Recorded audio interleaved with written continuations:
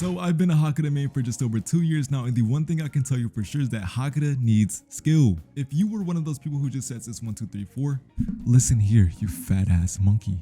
It's not, alright? It's not. Anyway, since I'm very experienced, I'm going to be giving you guys the best advice possible to help you master Air Hakuda. During this video, I'll include the best synergies, move techs, basic combos, and tips. So if this video does help you guys out, leave a like down below and subscribe to the channel because we're trying to hit 50k subs before Type Soul dies, and I know we can make it happen. Starting off with the best elements for each race, for my Soripers, I highly recommend Duality, Ice, Shinso, Creation. For my Ronkars, I highly recommend Light, Acid, / Vampire. Now for the Ronkars, it doesn't really matter which move you pick because all of these reses are just insanely good with Hakuda. For my Quincy's, I highly recommend Superstar. Now the kick doesn't guard break anymore, but it is still really good to catch people off guard. Death Dealings to slow them down. Zombie for that easy counter that does almost a damn bar, and Wind for its insanely true combos. Like both moves have a true combo. It makes no sense. Fullbringers, Zangetsu, Chess, Time Tells No Lies, and Book of the End. Moving on to all the best weapons for each race. For my Soripers, I highly recommend Dummy's Guide, Taekwondo, Muay Thai. For my Ronkars, I highly recommend Grimjow Claws,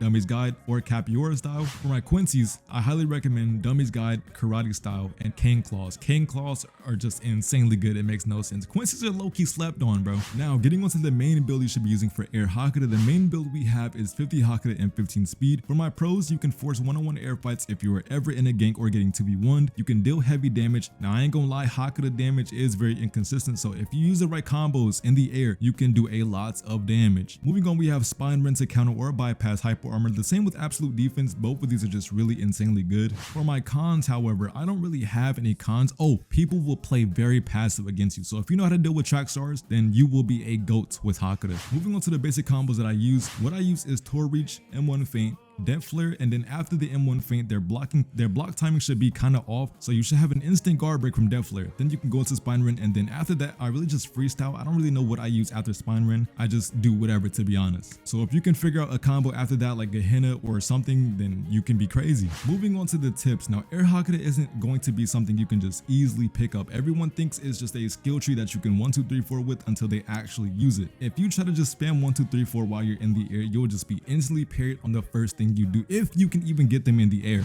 Number 1, negation. Negation is going to be your best friend, bro. This is your hard carry. If you can learn to abuse this counter on the ground, it is blockable and parryable and counterable, but most people don't even know that now because they're too used to the old negation. So if you're gonna just abuse this, use it when the time is right, then you can be crazy. Number 2, Death Flare charged. When you are using charge variant, your Death Flare is insanely fast when it's charged, bro. In the air, I don't know, you just kick at this speed of light. People will not be able to parry it at all for some reason, bro. Number 3, Death Flare / counter. I highly recommend abusing Death Flare to counter most moves. For example, Flower Passage or Spectre Step. Time it when they're about to hit that final hit to cripple them, then turn the combo onto them. Now, they will not expect it. If you have like a charged Death Flare too, they're crippled even more, so they just can't move. Number 4, feinting. Feinting with Hakuda is an insanely useful and required need if you want to abuse Hakuda to the max. That's why I tell people all the time not to immediately use a move. As soon as you get them into the air, you can M1 feint or just simply wait a second, then go into your combo. But once you do get used to hitting them with the feint, then you can mix it up because they will be used to you just waiting a second to wait for you to parry. But once you have hit them with the feint, then you can mix it up by using moves instantly to throw them off because they'll just be waiting to parry you after you've waited too long for every combo. Number 5, turning around in the air. I highly recommend you guys to learn simple techs such as turning around when you use negation or a Tor Reach. When you use negation, you want to start it off by turning around first. You don't just want to use it and then turn around and then turn back. You want to turn around, use negation to throw out their parry timing, and then turn around to hit them for that last bit of posture. And if you do hit them with the full posture thing, Spine Rend, because it will block break, then you can go into Death Flare and just keep comboing and frying them. Hakuda is a very abusive skill tree with a lot of things they just simply can't fix, so it's better to just learn them because Hakuda is just insanely brain dead, bro. It's just broken, bro. I don't even know why it's a skill tree. Number 6, Spine Rend. When you take people into the air, a lot of people do not know how to parry Hakuda, so their first thought is to instantly just use a move that can easily disrupt the combo by using moves like Waterfall Dance or Overpowering Slash. If you notice this the first time you take them to the air, then that's pretty much their whole playstyle, is that they can't parry, so they have to use moves to counter you. So start waiting a second and then Spine Rend instantly to see if they're going to use a move like Waterfall or Overpowering, then Spine Rend to counter that. If not, then just Death Flare the fuck out of them. Number 7, Grimjow crit. This tip is very simple. Just start jumping at the same time, use your crit to gain more distance. I don't know why or how this works, it just does. Number 8, air dashing. Now this is kind of new to me, I'm not gonna lie. Side dashing while in the air after an up tilt to hide the move animations. It's pretty cheese and cringe if you do this, but I'm not gonna lie, I could care less, bro. The parry timing is still the same, but you're only hiding the animation of your move to throw off them into thinking that they can't parry it. But they can parry it, they just, you know, have to do it, but the animation is hidden. So I don't know, it's kind of weird, but yeah, it works. So that pretty much is it for the guide. I'm not gonna lie, it wasn't the best guide because I'm not really sure how to explain Hakuda in like a sense. And the combo part, that's my fault. I ain't gonna lie, I don't even know any Hakuda combos. I just freestyle and I somehow still kill people. But yeah, with that being said, if you guys do have any additional text to add on to this video, leave them down below in the comments because I will be checking them out to better my gameplay and other people's gameplay as well. So yeah, with that being said, I'll see you guys in the next one. Later.